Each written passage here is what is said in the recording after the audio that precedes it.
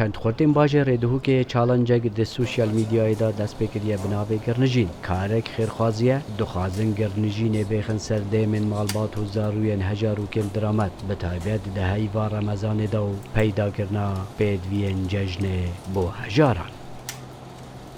وکی نوو پروژه دیار نوو پروژه گرنجینه چنکی مرم و ما سرگیش دانانا اوی پروژه اوی گرنجینه بزفرینین اوکو موف هر کسی کی من اویتن موف گرنجینه هر کسی که دست کرد یان هزار برزه بیتن من اویتن هاری کاری وانو بکن که گرنجینه وانو برزه نبیتن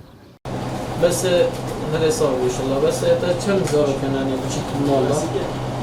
پروژه وان گنجان پیامک مروایتیه و بوماوی 13 روزان اد 24 دم جمیران داوت ریا یوتیوبی دا راستا و خوبی کار مرواتی انجام دادن جبو دا هاتکی بو هجارا کن بکن گلک یاگن کم روزانی سوشیال میدیا بتنی نبونده ابو مجیل کرنه که یانجی بونده کارن چالنجت کرد و انتشارات دا بکن من فردی تنوی چالنج بینن ناو جواکی خدا کو بشین چالنج کا خیره یا هری کاری بشین بوا کسا درش کین او تبرو که پیدوی مبن گلک یاگن هم حس کین گلک دیجی چاول مبکن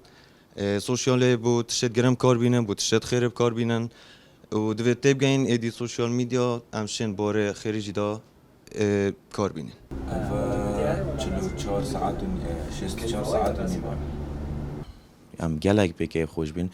وقت بجداری کرنجی همی جها بجداری تیتا کرن گل مدا الاوروپا جی تیتا بجداری کرن الویر الهولیر الدهوکل هر جایی که بید کردستان خلق بجداریت کتن و ام